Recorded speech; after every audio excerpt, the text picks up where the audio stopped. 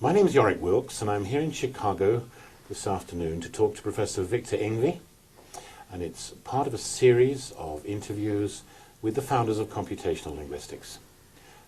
I myself have always been a great admirer of Vic Yngve's work right back to the 1960s when I was a graduate student, and he seemed to me then the most interesting figure in computational linguistics, the only person I knew of at the time who was creating what I then thought of, and still do, as genuinely procedural theories, something genuinely interesting and novel. And that's always remained my view, and it's a great privilege this afternoon to be here with him and to talk to him. He's kindly agreed to this interview. We shall proceed through a range of historical and intellectual issues, historical as well as intellectual, because Vic Yngve was there at the beginning of this field, and it's foolish not to ask him about it. We'll try and take them roughly in time order, leading up to his most recent work and books. So I wonder if we could set the stage, Vic, if you wouldn't mind, and tell us something about what the French would call your formation, your intellectual beginnings, because when you started there was no computer science, and it's always interesting to know how people got into this business. Yes, my background is physics. I went to Antioch College and graduated in 1943. Was in the Army shortly, for a short time, about two or 3 years, and then came. When I got out of the Army, I went to the University of Chicago. I was in Chicago from 1946 to 1953, and I got there a master's in physics and a PhD in physics. My work in physics was in cosmic ray physics, high altitude physics. It involved sending up balloons up to the stratosphere to measure the cosmic rays. I was involved in building apparatus to record the cosmic rays. It went through Geiger counters flying in the balloons. The circuits that we were using in those balloon flights were closely related to the electronics in the new digital computers that were talked about. So I was following that work and with a great deal of interest. At a certain point, I still had some time to finish up my degree. It occurred to me that one could use these new computers for other things besides computing. For example, playing chess, searching a library file, or maybe translating languages. It seemed to me that translating languages was much more important in a world just recovering from World War II. Perhaps it would help the various countries to work together a little bit better if we could automate translation. So I decided to try that and went try to find a job after my degree. As part of my job search, I wrote to Claude Shannon at Bell Labs in Roy Hill, New Jersey. I had been impressed with some of his work, and particularly a paper he had written on the entropy of printed English. So I thought that perhaps Bell Labs would be interested. So I interviewed there.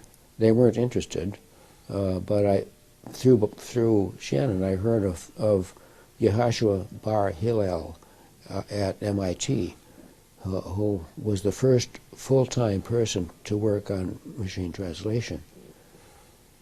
He had made a trip around the country visiting all of the known groups that were working in this area, and had written up a report of that, which was published in American Documentation in the early days.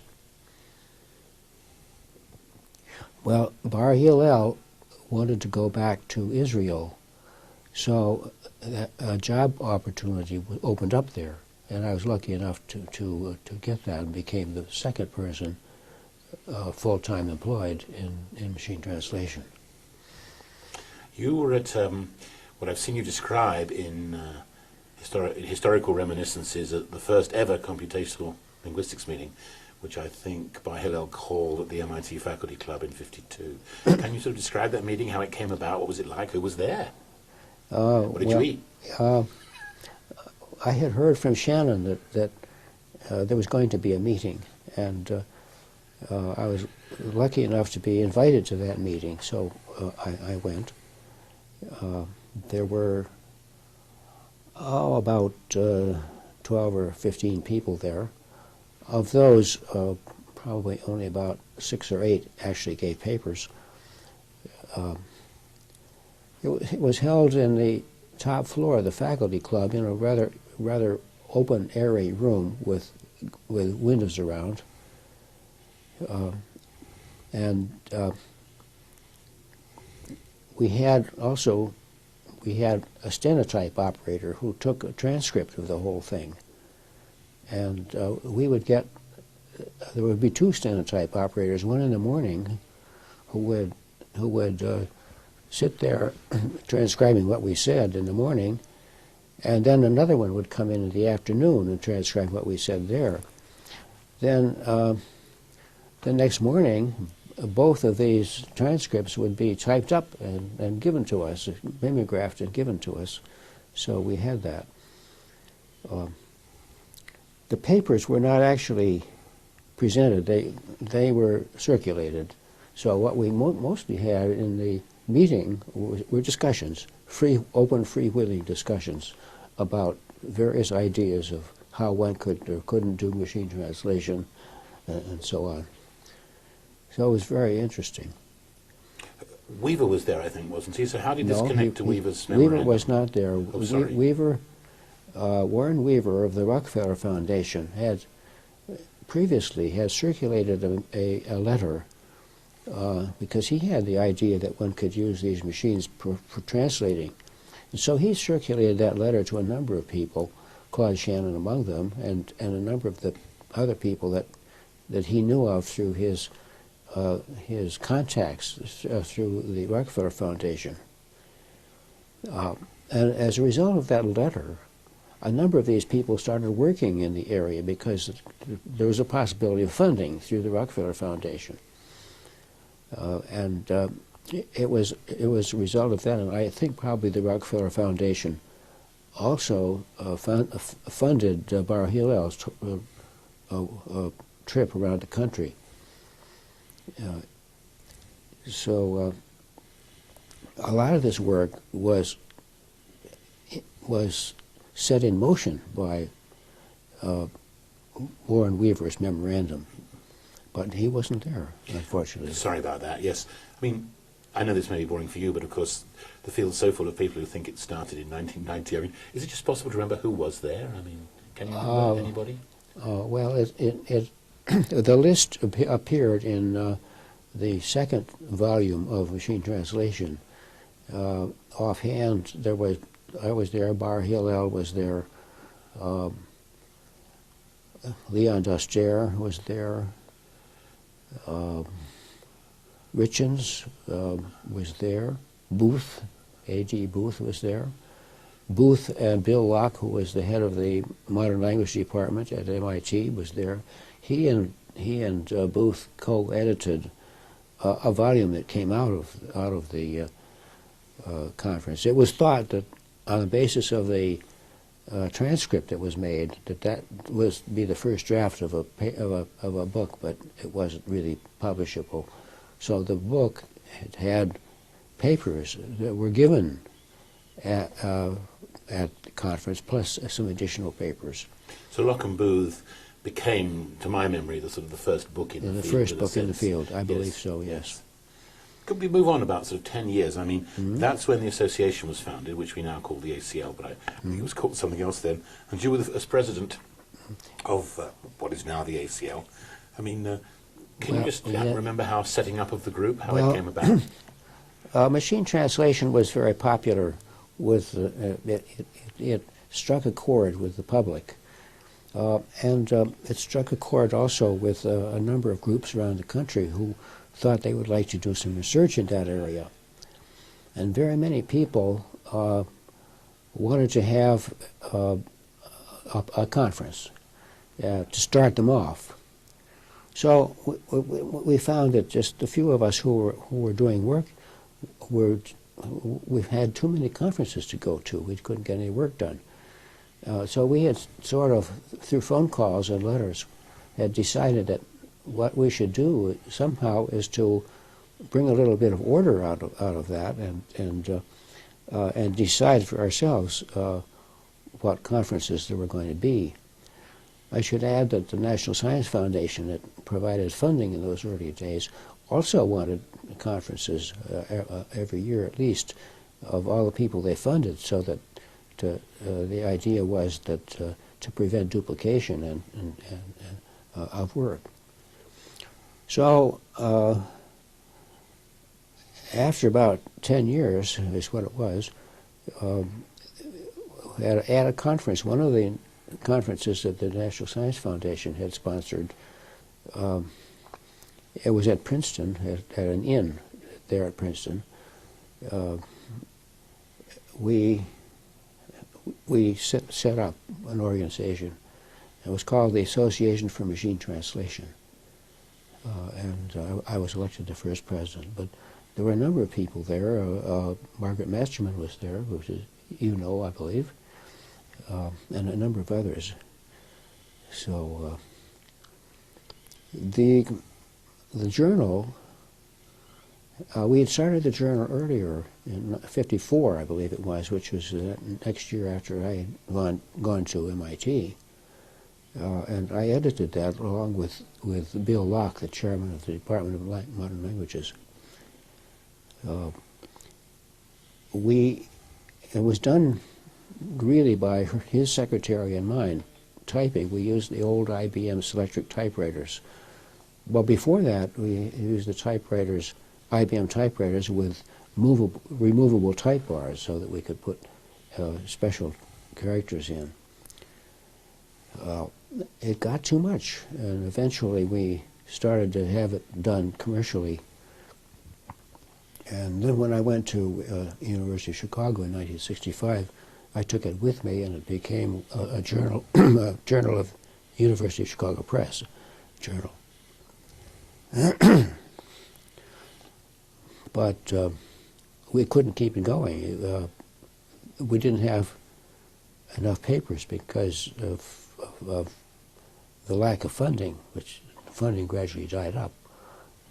I've read your farewell at the 1970, I think it was, at the end of that phase of the journal, because it never really died. It kept resurrecting, didn't it, in different forms. Yes. But I mean, was the slowdown in papers and what caused you to stop at that stage, was that all part of the general slowdown in the field one associates now with the Outback report? Was it all part of the same thing? Yes, yes. That had helped to dry up the funding, that Outback report, and that meant that we didn't get as many papers submitted. In addition, without the funding, the way we ran the journal was that the cost of the first copy would be handled by page charges. Well, now, to the author, and funding agencies generally could cover that. And that was the case in physics. Then the cost of additional copies was handled by a subscription cost. But if just one author was not able to cover a page charge, we were in terrible financial trouble, because we wanted to choose papers not on the basis of whether the author could finance it, but whether it was a good paper. And at a certain point, we didn't have enough money to continue. I'd always assumed a continuity between the old journal, which you then shut down, and the computational linguistics as we now have it. I mean, but because you saw it much more close up than I did. I think I had papers in each incarnation of it, but I wasn't behind it as you were. I mean, were they in some sense sort of the same thing resurrected, or do you see them as quite different? Well, they were connected in a way. People that were involved with the Association for Machine Translation kept something going. So in that way it was connected, but it wasn't the same thing. It was a different reincarnation, as you say. And that went, I think, through several. I didn't follow all of that, but until we finally now have the very successful journal that the Society runs.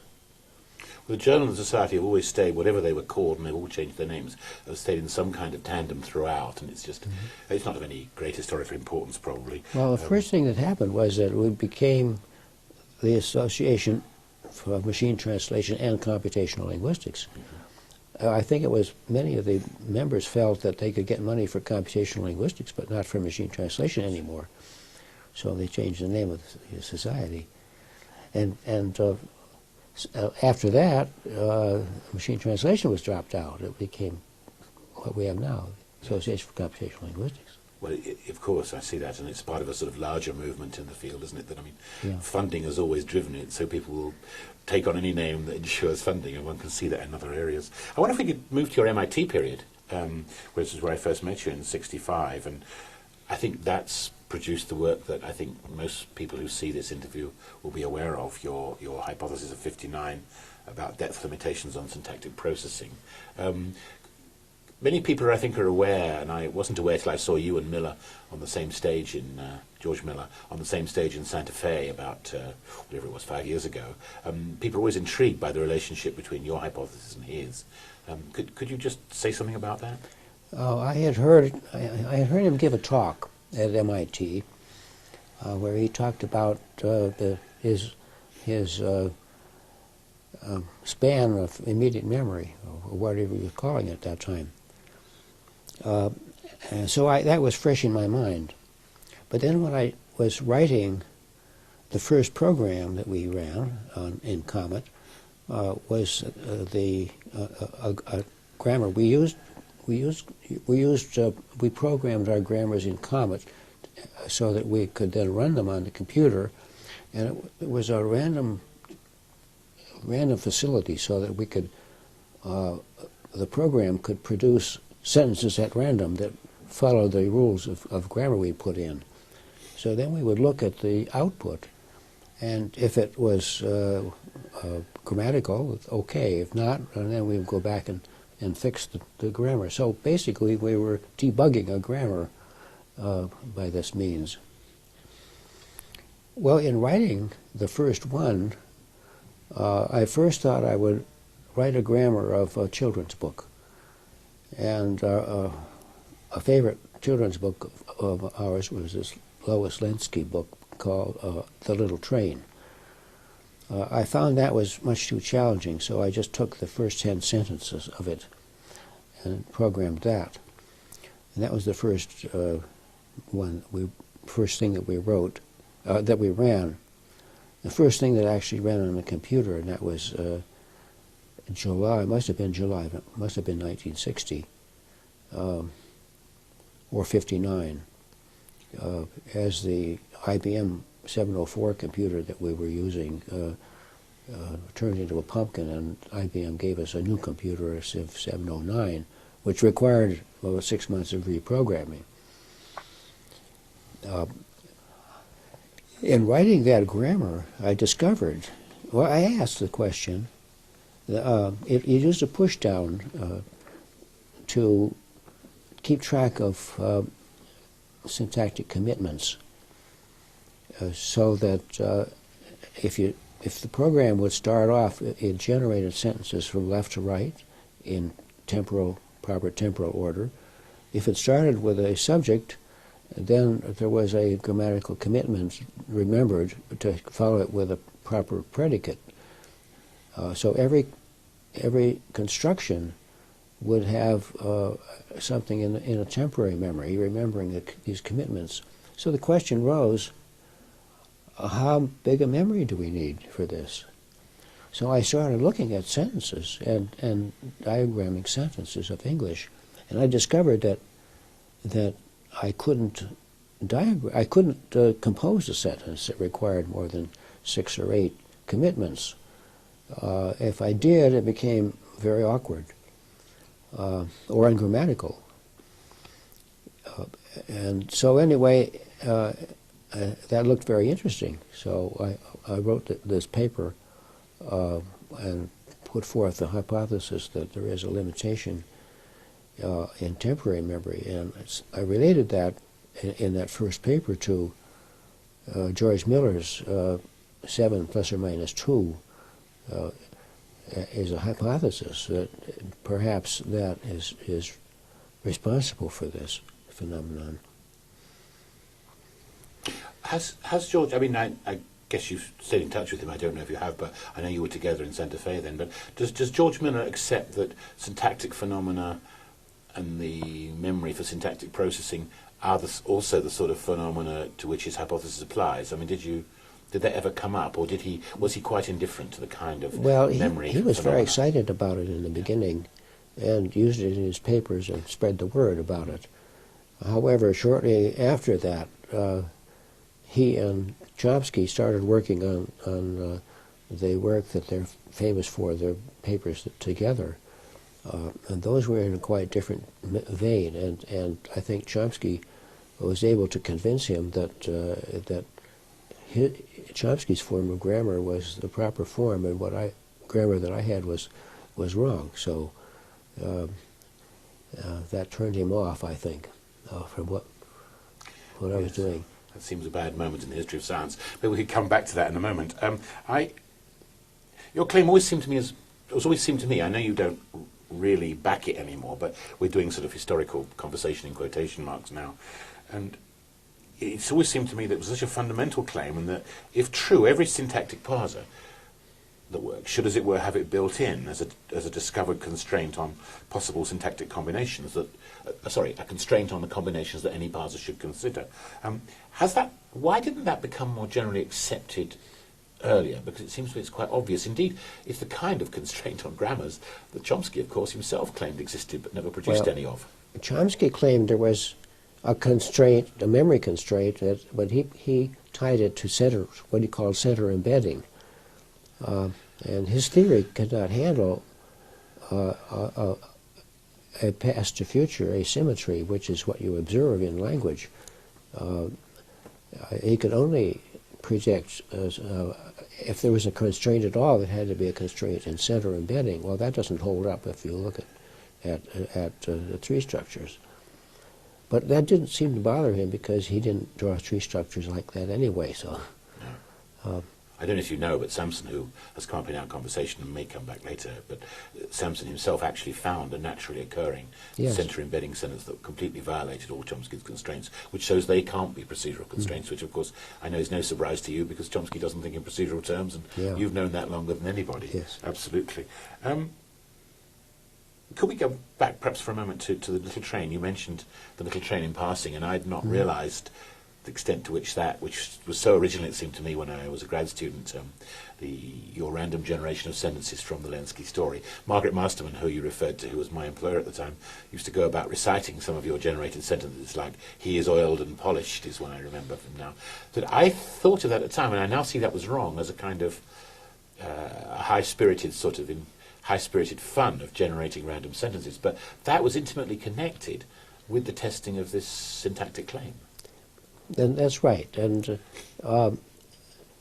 we had a sentence in the story, the engineer Small has a little train, he keeps it oiled and polished. So I had put oiled and polished in the grammar. And then out came this random sentence, he is oiled and polished. So suddenly, oiled and polished, of course we would laugh at that. And we would generally laugh when we got back the random sentences anyway, because they were syntactically correct, but they didn't make sense. They're semantically aberrant. Aberrant or metaphorical? Or metaphorical, but certainly different. So that's a question then for linguistics, and a question for translation. how can it be that oiled and polished changes its meaning so drastically in a different, slightly different context? And we didn't know how to handle context at that time at all. And that was the first, one of the first of many things that I noticed through efforts at writing grammars for translation, that where the current linguistics, the best theories that we had, just couldn't handle it. And mostly it had to do with not being able to handle semantics, but also not being able to handle pragmatics. So just to sort of place it historically for sort of viewers who will be, under 40 as it were, under 50, as we aren't, your experiments with Little Train were obviously then the first experiments in testing a grammar and testing a hypothesis about a grammar by generation, but actually testing the real generation in time rather than what Chomsky called generation, which we know was time-free, time-free matter. Yeah, I tried to change the terminology and say we were testing production, producing sentences, and so it wasn't generation in his mathematical sense. But I don't think that terminological distinction has remained. No. I know you've become a little more, and we'll come to this later, but you've become more skeptical about the depth hypothesis because, as we shall come later to discuss, you've become more skeptical about those kinds of a priori grammar structures. But of course, I've seen results where people taking your hypothesis have shown that indeed, if you take a tree bank of quote-unquote attested trees assigned to English sentences, it's quite obvious that, and which wouldn't be true by chance, that the branchings do indeed obey your hypothesis, and indeed if you look at other languages, they don't seem to be refutations of it in terms of their right branching versus their possible left branchings. We think of languages like German as going for left branching, but not in such a way as to violate your constraint. So what I'm really asking is, although, and putting aside for just a moment your own self-skepticism, do you still see that as an interesting constraint on human language production? Oh yes. Oh yes. And furthermore, a number of things, it seems to predict a number of things. It's been noticed that the so-called left-branching languages, like Japanese and Tamil,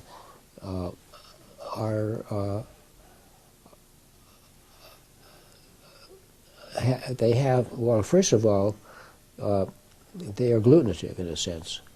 So, and secondly, you can't just continue indefinitely in the left direction.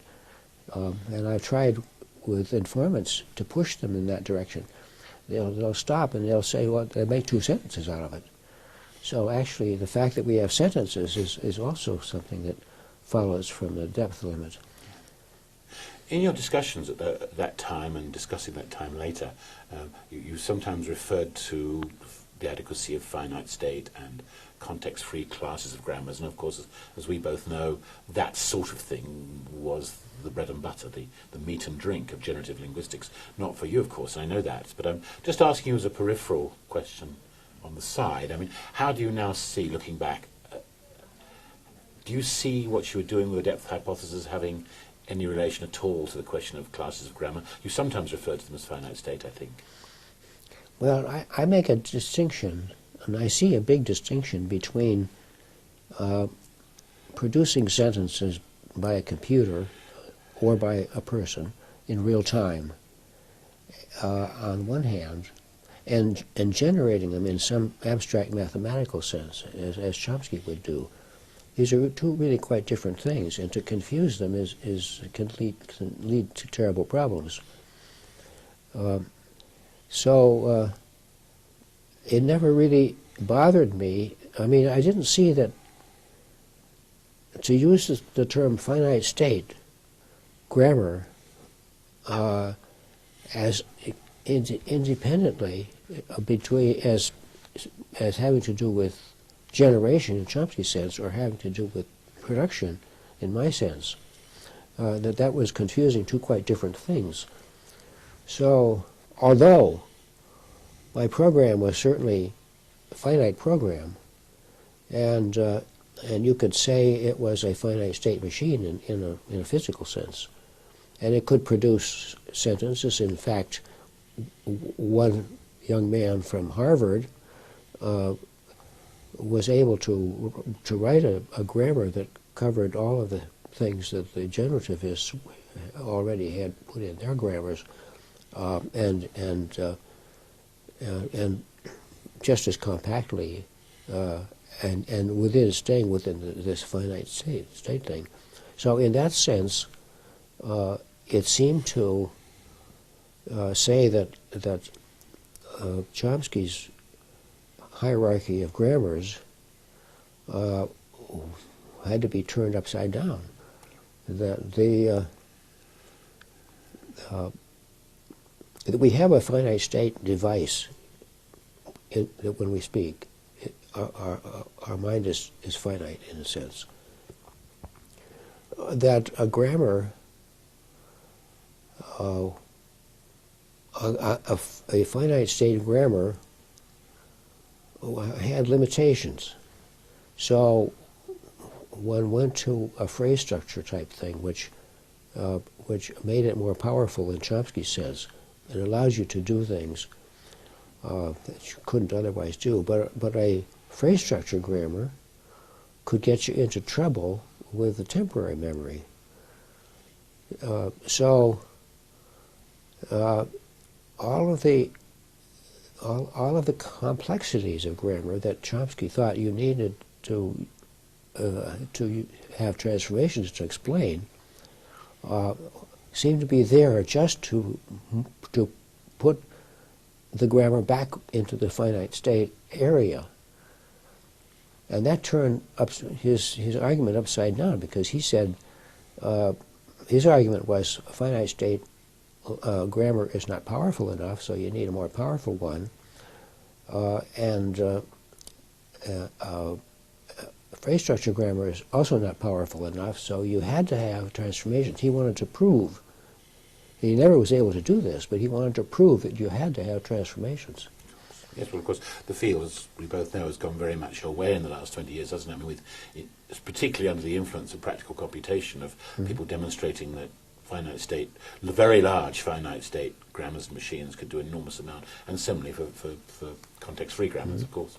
Can I ask on that point, I mean, you mentioned Comet, and Gazdar revived interest in Comet a few years ago at a conference I ran, where he drew analogies, which I think many people there had never heard of Comet, because programming languages go away, analogies between Comet and Pata, which was then a fashionable language processing system, essentially a shell for a programming language. I mean, how much was your early thinking influenced by the structure of Comet? I mean, do you think it actually imposed constraints that then became very serious for you, or were you not really interested in the constraints imposed by the Comet language? No, the Comet language was designed to allow us to program very easily the kinds of grammars we were writing. And those grammars followed our linguistic and computational linguistic views. So it was the other way around. Comet was influenced by our view of what kind of grammars we needed to write for translating. Now,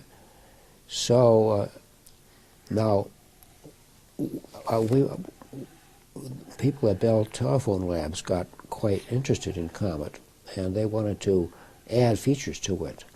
And so what they did was to design another language. Well, they could have called it Comet, except it wasn't, and we didn't want to say that what they were doing Comet. That was perhaps a mistake, but they did another language which they called Snowball. Snowball is practically Comet with some additional features, especially useful for mathematics. Yes. No, I mean, and then other languages followed after that, I think, and took some of those features. Yes, I mean, Comet clearly was. It's quite obvious now historically. Comet was the first of the special purpose language processing languages, wasn't it? And we've now ended up obviously with Prolog and things like that. Although, of course, Prolog was designed for MT, so it is in the same historical sequence. Could we jump? But I was going to try and keep some kind of historical sequence, but that's quite difficult. And I'd like, if I may, just to drop back, because we know that computational linguistics now is in very much a statistical phase, and I think a lot of people, I certainly wasn't aware till recently, were not aware that you, of course, were doing early statistical computations even before some of the work we've just talked about, gap analysis. I mean, was that under the influence of Harris's notion of frame, or did you come to it quite independently? I think it was some of your earliest work, in fact. Well, there had been work. There was a paper, I may have mentioned it already, by Claude Shannon called The Entropy of Printed English, and that out of that came various statistical approaches to closer and closer to English, using the first and second and third degree statistics, so they had statistics on digraphs and trigraphs and so on. What I was doing was a little different, because I thought that those statistics are, well, first of all, what are they really showing? It wasn't clear, and I was interested in a structure. Now, structure is the opposite side of the coin of randomness. So you can test for structure by testing for randomness and seeing how what you have differs from random. So I was interested in finding the structure of the language. And so could you look at a language statistically and see in what respect it differed from random, and then intuit from that what the structure was. So that's what we were doing, and I did this little program very early that I think a lot of people don't know about, but it was done in the era of punch cards. It was so early, but it showed. I just looked at the number of gaps between a number of words between different occurrences. For example, between the and another occurrence of the next occurrence. Not just any, but the next one. And then gaps between the and so on. And you could see from the results of that the effects of structure. So it turned out that the differences from randomness could be interpreted in terms of structure. However, it just seemed to me that, well, perhaps if I'd have had modern computers and larger samples, I had a sample of 10,000 words, and now one can easily get a lot more, like millions. But it didn't seem to be a very powerful method for finding structure. The methods of structural linguistics we've been using seem to be much sharper, much more incisive for finding the structure than to try to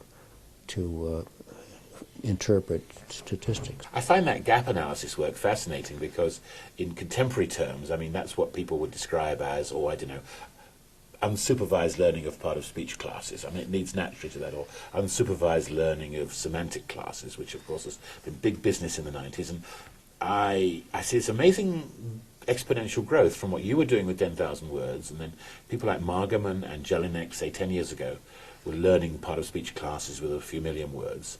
And now, as you probably know, if you go to the Google site, Google will learn semantic classes for you from 2.5 billion words, and they're not that bad. And so, I mean, I hadn't realised till this very meeting that you'd started all that. You know, it's just so extraordinary. Could I generalise that to a question? obviously, we all know that in the last decade, computational linguistics has gone into a statistical phase. That's widely known. And you had a statistical phase. You had a work on grammar. You've played both sides of that street. One might think, because of your early interest in statistical methods in linguistics, that you would think things were now going your way, because I know you've become somewhat disillusioned with the a prioriness of all grammatical structures. But I have a suspicion you don't think that, and you don't find the statistical movement as satisfying as you might. No, I'm basically a scientist, and if things don't seem to be working out right, that means to me that there's something wrong with the theory. And so I want to improve the theory and then test the improved theory. Now, it was really a revelation to me, and it came very slowly, that I couldn't test the depth hypothesis, which was intended to be a proper scientific hypothesis to be tested. Well, some people have looked at other languages and even at English and found that it holds. But it only holds if you parse the sentences in a proper way. It's a hypothesis about tree structures. And as anybody who's done very much linguistics knows, there are different ways of drawing tree structures depending on what linguist is drawing them. So the hypothesis, I finally realized, can't be tested the way it's stated. I still think there's a lot true about the hypothesis, but it has to be restated. Now, it seemed to me that what was right about the hypothesis was to the extent that it talked about people and their memory, their limited temporary memory. And what was wrong with it was the extent to which it was tied to grammar, tree structures, and so on. Well, that through a long, long, tortuous process of questioning assumptions got me to the point where I think we really should not be studying sentences, we should not be studying language, we should be studying people. And if you do that, you can have a true, proper hard science. So I'm thinking, and there's a new book coming out that has 23 chapters in it, each exploring hard science linguistics. And my 1996 book tried to lay the foundations for that. So I personally think that's the way linguistics has to go. And it does not involve sentences or parsing. It will be something quite different. We don't know quite yet what it will be. That's only dimly seen. A lot of research has to be done, and a lot of very fundamental research has to be done, and that's very exciting. No, it absolutely is, and I know you've changed a great deal and thought about these problems longer than probably almost anybody else in the field. When you say you'd like it to be more people-centered and to study what people do, some people hearing those words might say, okay, I get it. Yngve thinks that we should be doing psychology or psychology of language rather than computation, but I have a hunch you don't mean that either. I don't. No, I don't. No, I mean doing science, straightforward science. The new foundations for linguistics accept only the four assumptions that all hard sciences accept: that there's a real world out there. It's not just an illusion. That it's coherent, so we have a chance of finding out something about it. That we can reason to true conclusions from true premises, and that observed effects flow from real-world immediate causes. If you make just those four assumptions, and then if you adhere to the standard criteria of acceptance in science, namely criteria for accepting a theory is that its predictions are borne out by experiment or observation of the real world, and that observations, experiment on the real world, are tested on the basis of that they are repeatable. So if you make those four assumptions and use standard assumptions of science and use the standard criteria of science, then you can do everything. Now, takes a book to explain, and another book to show how that would work out in practice in a few cases.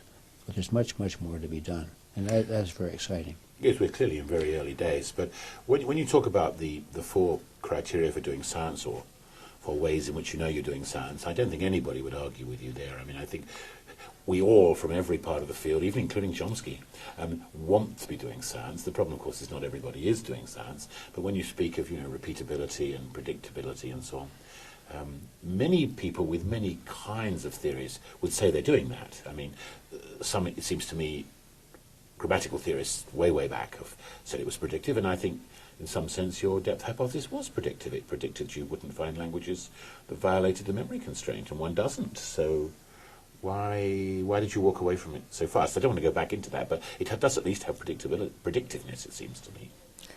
Well, if you look at what you're doing when you're predicting, the prediction, you have to ask what assumptions do you have to make in order to make that prediction.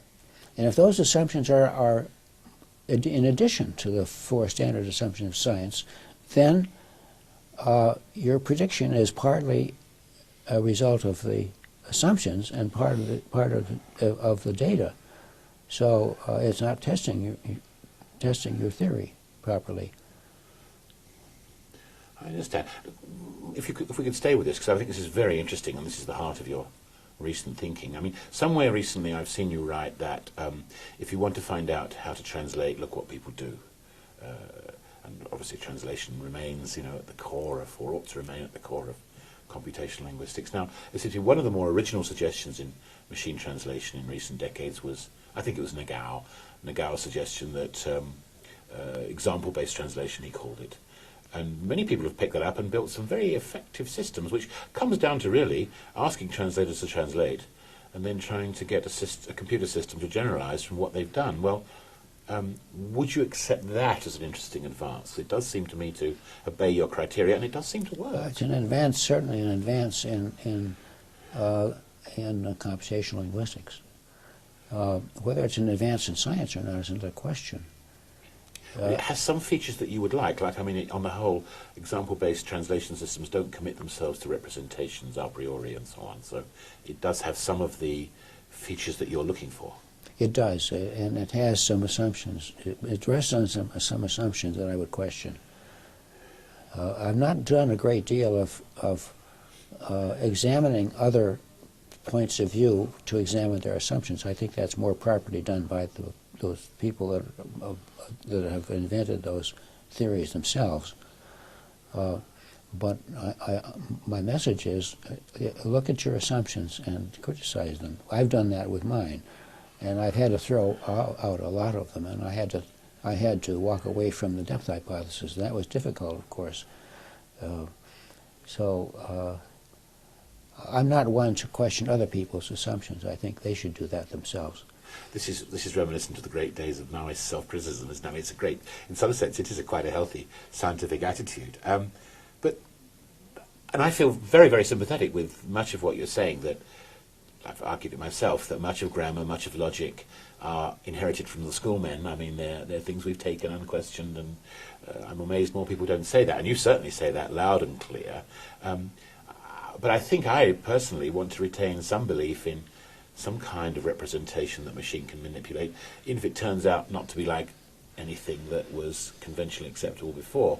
But I know you find the word representation a weaselly soft word, but do you want to see any kind of symbolic representation? Well, I've been thinking about that since we touched on that earlier. One of the basic assumptions is that you can, that from true premises you can come to true conclusions. Okay, so that whole area of that's really a statement about logic. And if you want to say that representation is involved in logic, that's fine.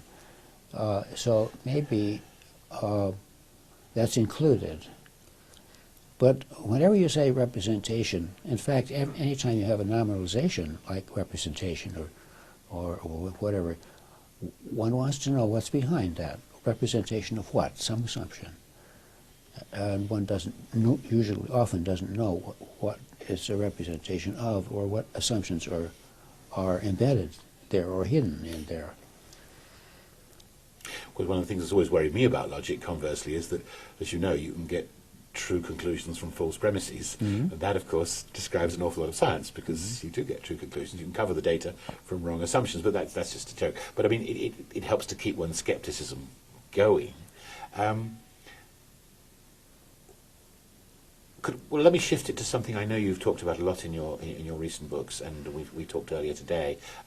You've moved towards the analysis, or interest in the analysis of sort of human communicative situations, as in courts or weddings. I mean, something like the sort of phenomena that Austin was pointing at with performatives. Do you believe that computational linguistics, or artificial intelligence more generally, will be able to grapple with situations like that so as to compute over language? Or do you think it's just too hard, and that by looking at those situations we see it's too hard? Austin's work was really eye-opening for me, and I have the greatest respect for that. However, it didn't go far enough. His book was called How to Do Things with Words. Right? How to do things, that means people doing things with words. All right, now words bring in all kinds of assumptions that I wouldn't want to bring in. So the question becomes how to do things with sound waves. Bloomfield very early said that people communicate by means of sound waves. That's true. And that doesn't put any assumptions in, because sound waves are physical objects in the real world. Austin wasn't ready, we didn't have the theory for him to say how to do things with sound waves. But that's basically what human linguistics or hard science linguistics is. How people do with things with sound waves, and also with light waves because of gestures and so on. I absolutely accept that we communicate by means of sound waves and light waves. I may not be mad to deny it, but I'm reminded, and maybe you won't want me to say this, but I'm reminded that Sampson, in a review of your last book, published book, said that he thought that in some sense you could be said to be returning to physics, where you came from, as we sometimes do, and to be taking hold of these physical levels of representation of phenomena, because they're so tangible. But he argued that, and I have some sympathy for his view, that if we're to discuss the phenomena in connection with human language and understanding, we've got at some stage to accept a translation of these physical phenomena into some kind of representation or symbolic phenomenon, whether it's whether it's language like English or French, or some form of coding that may be a little bit fishy. Well, that's an argument for making certain assumptions that one wants to make, or that have often been made. I don't see that I'm going back to physics. What I'm doing is not physics, it's science. It's linguistics, actually, scientific linguistics. A proper scientific linguistics, in my view, will study people because they're real-world objects. It can study the interactions of people with sound waves and light waves and so on, because those are physically real. And you can build a science on that, and that's what I've been trying to do, and some people that are working with me are trying to do. Well, no, I absolutely accept what you're doing. I'm not questioning it. I'm just trying to sort of get myself into it, because I know I share many premises with you. I'm just trying to see where we and possibly listeners to this may differ, and to see from the clash what comes out. Mm-hmm. I mean, a part of our field that I know nothing about, but I work with people who are in it, and I mentioned this earlier, are people in automatic speech recognition. They tend to be people of a somewhat different engineering mode from computational linguists, but it seems to me they've had extraordinary successes, which they've tried to repeat within language studies. I mean, Jelinek is the name that comes to mind there. And as I understand what they do, and the people I work with, they take sound waves, they analyze them with a computer, and out of it comes something that can be connected to something I do. Now, sometimes that comes out as objects like lattices, they're called. They're not real lattices, but they're lattice-like. Sometimes some of these people seem to believe in phonemes, some don't. Sometimes it just pops out as English strings. But when they analyse sound waves and produce something tangible from the computer, they always come out with something that can be handled for further computational processing. And I have the feeling that you want some form of analysis that takes sound waves but doesn't emerge with any of those representations. Am I right about that, or am I being over-cynical? Well, I wouldn't rule it out. However, I think one should go to the foundations and make sure that everything you're doing is solid, on solid foundations. Now, I can't comment on any of these people things, except I'm willing to accept that one can have a computer program that can do amazing things, which may or may not bear any resemblance to the science that I have. But the test of science is not that it can produce successful applications. The test of science is whether it can predict, whether the predictions of the theories can be borne out by experiment. You're absolutely right. Of course, this is the firm thing I must hang on to distinguish science from engineering. But as we were chatting earlier, and this may be a difference between us, I'm very impressed by the fact that no matter what the public believe, machine translation now works reasonably well. Automatic speech recognition works really pretty well. It could get a lot better. Various other things like computer dialogue are beginning to work okay, and information retrieval's always worked quite well. Now, it seems to me that there are a range of such systems, and some of which make theoretical claims, some of which don't. They just say they're engineering applications for doing the job. But the feeling I have is that if they work as well as they do, and they're much better than chance and quite useful, there must be some theory inside them, even if their creators don't know what it is, that must be true, because otherwise they couldn't work as they do. These are such high-level technological objects. They must contain something scientific. So if a bridge stays up or a cathedral stays up, it must be because its theory of statics or physics is... The question is, what is it? Yes. And that's a scientific question. And it's a scientific question that's already slanted in a certain way. Yes. I think that when I'm doing science, I'd rather not have it slanted to begin with by a question that comes, not from science, but from engineering or from some practical application. I take your point. But science, the history of science, has to some degree been driven by application, hasn't it? I mean, Harvey would never have thought of the circulation of the blood if he hadn't heard about pumps. And there is some intimate connection between them, isn't there? Yes, I don't pretend to know for a moment what it is. I think it's the most fascinating situation at the moment. I mean, one of the things that intrigues me so much about talking to you, apart from the pleasure of it, is that if I think of where the field is now, I can see sort of three big clusters. I can see the people who cling to trees, representations, people who are fundamentally linguists or logicians, and I think I share your views of them to a large degree. There's the statisticians who say, well, these structures will be all right, but only if we can develop them bottom up from corpora, from data. I have some hope of them, and I think from our conversation I don't think you see much there because they're not scientific, they're mere statistics. And there's a third group I see who I think in some sense are theory-free, but not in a way that, certainly not in a way you would like or I would like, people who say, as John Clance Sinclair sometimes says, just take the corpus tells you all you need to know. That seems to me to verge on a kind of know-nothing view. Yeah. But I can't place you in any of those camps, and that's why I'm very intrigued. No, I'm not in any of those camps, I suppose. The question is, what's the world like?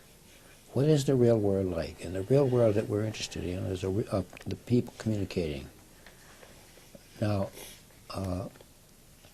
for a long time, we've not known how to handle that. We've tried to handle that with language and grammar, and that doesn't work. Some people try to add semantics without a great deal of success. Some other people tried to add pragmatics without a great deal of success. And the reason they didn't have success, I think, is that they were starting with the presumptions of grammar and syntax. So suppose you drop those assumptions. What do you have that's in the real world? You have people and you have the sound waves. You need to build up, and this is what I tried to do, you need to build up a new hard science linguistics that's built up from scratch. It's not been easy. It's taken me several decades to get to the point where I am now. And there are some people that find it useful and can do analyses in it. And there, have about 23 chapters in a book that's about to go to press in a couple of weeks. And there is some talk of another volume that would follow it, and I don't see any end to that. That's great. So I think that we don't have all the answers. We don't have, for all the questions you can ask, we don't really have very many answers at all. But there does seem to be a lot of interest in a lot of people that are actually doing interesting things with it. That's the new book, Hard Science Linguistics, you talked about. And of course, I mean, that's wonderful. I mean, research programs shouldn't have an end, should they? No decent research program has an end. And, you remember Newton's famous phrase that we're just, was it boys on the shore skimming stones? We haven't even started. But I do take from the last things you were saying something where, although this doesn't matter, I see I can wholeheartedly agree. I mean, I'm taking you to say that semantics and pragmatics remain supremely important. It's just that they have to be decoupled from what you might call syntactic methods or statistical methods. The subject matter, divorced from the theory, remains. You have to account for the phenomena. You have to account for the phenomena that Austin talked about when he talked about doing things with words. People do things.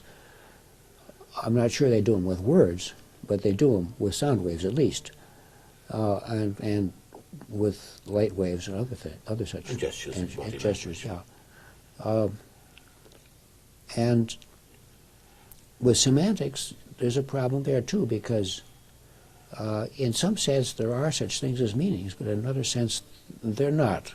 One has to account for those somehow. The phenomena that we would attribute to meaning, that has to be accounted for. That won't go away. The question is how to do it, and how to do it in a proper scientific way. We're just at the beginning of that. I agree absolutely wholeheartedly with that. And can I, on a point of warm agreement, thank you so much for giving the time to this, and to wish you very good luck. Thank you. Good fortune with the research program, as with all of us. Thank you very much indeed. Thank you.